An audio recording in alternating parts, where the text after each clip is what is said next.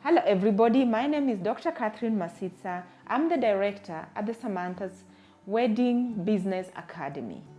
And today we want to talk about how to handle bad reviews. Weddings tend to be very emotional. First of all, you're dealing with a very emotional event. Weddings are very emotional. At the same time, the clients are emotional. And by the clients, I mean your brides, the brides you're going to be dealing with as an event planner. And as an event planner or wedding planner, in itself, it's very stressful. You have to work long hours. You have to deal with clients sometimes who are less than grateful, who don't even sometimes appreciate what you're doing. So you find that very often, sometimes, unless you can keep your cool, fireworks can really fly. And it's very important that you can keep your cool. And sometimes you get clients who are angry. And rather than them coming to you, they go online. And these days, social media doesn't make it easier. So all of us in the industry must learn how to handle bad reviews. While I hope this never happens to you, the reality is every business at one point or another is going to receive poor reviews or negative comments from less than satisfied customers or some who are just plain malicious. So if you're a good, reputable business, this shouldn't happen very often. But still, your heart can sink when you see negative comments from a past customer. If you know how to deal with it, you can at least minimize the effect this has on your business. So how do you do? How do you manage this? So the first thing to do, you want to monitor your brand mention. So before you can respond to any negative review, you need to know they exist. Be sure to monitor all the websites and all the social media accounts and have alerts set for your brand mentions outside your website. You can use Google Alerts to notify you when a specific term is used on any website, anywhere. And just so you know, this is a free service from Google. Just make sure you put your brand in quotation marks, otherwise you'll get tons of notices of unrelated content. So the second thing you need to do in terms of bad reviews is don't panic. Once you're alerted of a bad review or a negative comment about your site, you will likely become very angry and very defensive, believe me. You're proud of what you offer, and for someone to come along and just slug it off like that, who do they think they are to badmouth me? But the reality is that that's not a productive attitude either. So take care. If you need to vent, do it privately. I'll say that again, do it privately. Go and make use of a punching bag at the gym or scream into a pillow if you need to. But don't let your colleagues or even partners, and certainly not the public, see you sweat. Once you're over your initial reaction of frustration, take a bit of time to look into the matter objectively. Remember, being defensive doesn't help you here. You need to approach the situation with understanding and that you may very well have done something wrong. And you need to be accepting of that possibility. I mean, nobody's perfect. Yeah, it's possible. So learn as much as possible about the person who is making that complaint. Is she a past or a current client of yours? If so, you should have records of all dealings with her. If there were any incidents that could have led to this review, I hope you took careful notes during the fact. This will come in very handy at this point in time. If the person is not a direct client, that means either past or current, then you need to learn a little bit more about them without being creepy. Check them out on social media or try to figure out exactly what is their beef with your brand. Are they somebody who simply likes to complain? There are people like that. They don't even know you, they'll just complain, and people like to say things. Maybe they just want to get something for free. Or did you truly offend them in a way that requires an apology? Very important. You should find out. And you should not. Oftentimes, if a non-customer complains about you, it will have something to do with your marketing. They could be offended perhaps by something you're posting on social media or about an ad you put out in front of your store or your shop. In this case, it's important to remember that for every person who complains, there's probably 100 others who are equally offended but didn't bother letting you know about it. Once you have enough information, it's time to respond. Ideally, this is done very quickly before the fire has a chance to spread too far. In a perfect world, you respond to a negative review within hours of it being posted. At worst, 24 to 48 hours tops. When you respond, first take a deep breath and go back to my second point. Don't panic. Never respond to a review when you're angry. Your anger will inevitably pour into your response. So whether you mean it or not, be polite and courteous. Always start out by thanking the reviewer for his or her comments, whether you agree with it or not. You have to remember they took their time to inform you of what they consider a serious problem. So you should acknowledge that. Remember, other people have not told you. They have taken time.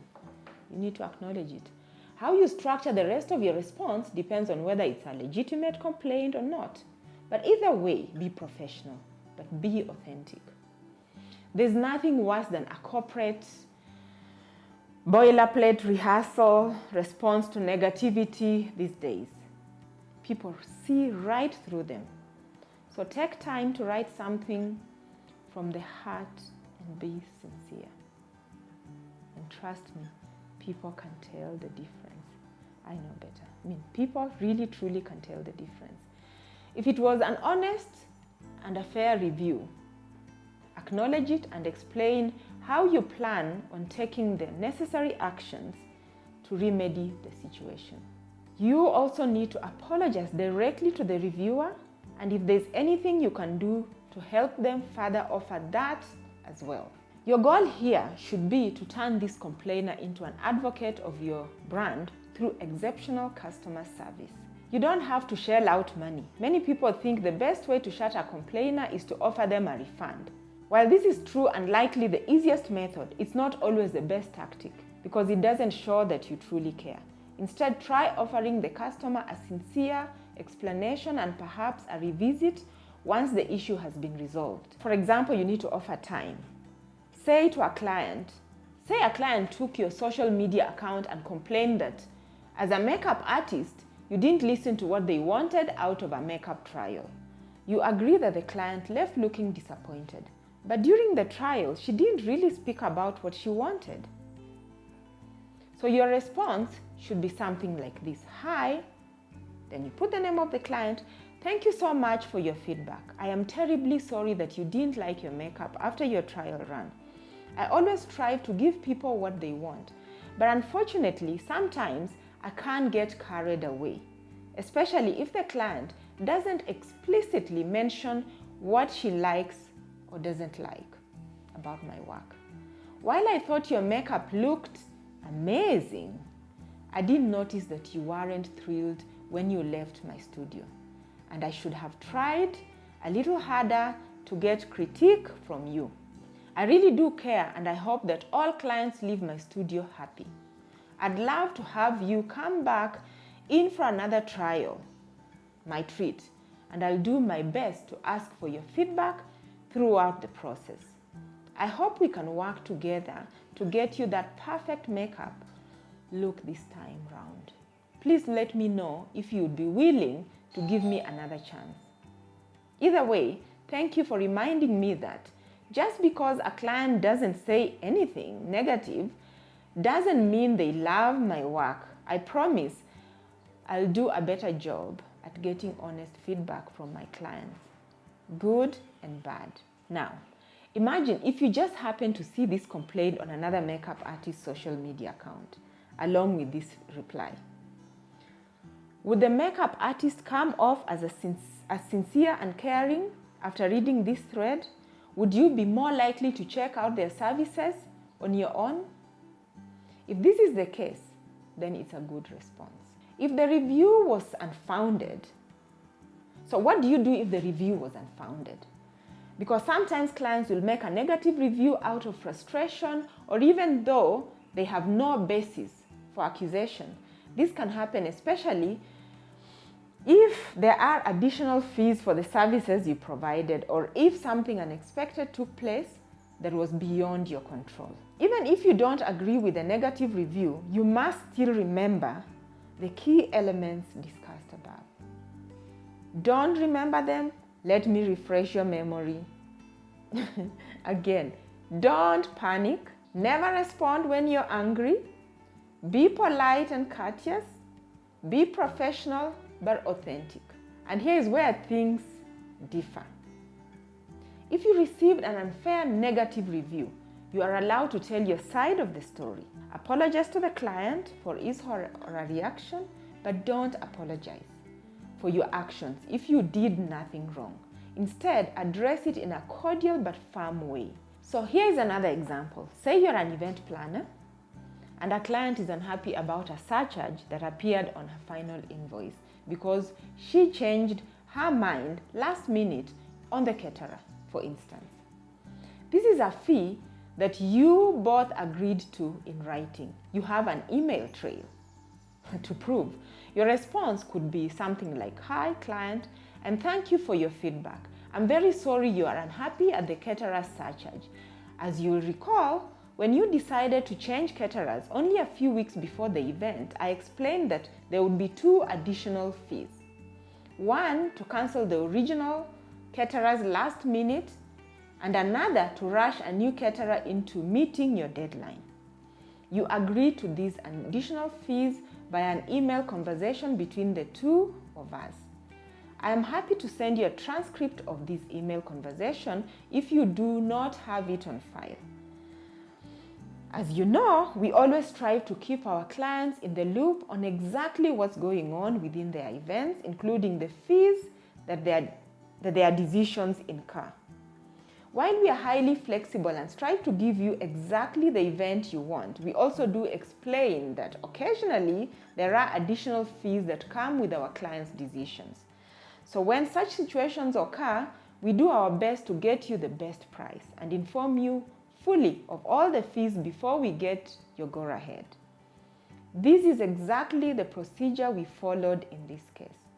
Again, I'm very sorry that you were unhappy with the additional fees, but at the same time, I understand you were extremely satisfied with the caterer at the event. If you would like to discuss this matter further, please don't hesitate to contact me directly.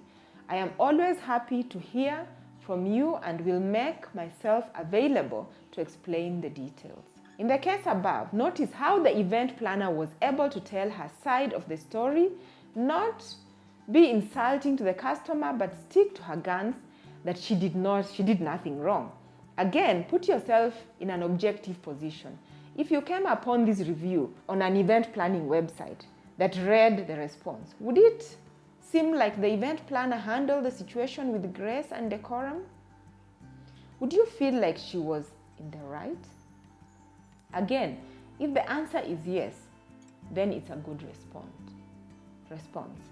Always respond publicly. That's another point. Always respond publicly. If a customer makes a complaint or posts a bad review in a public manner, then respond in the same way.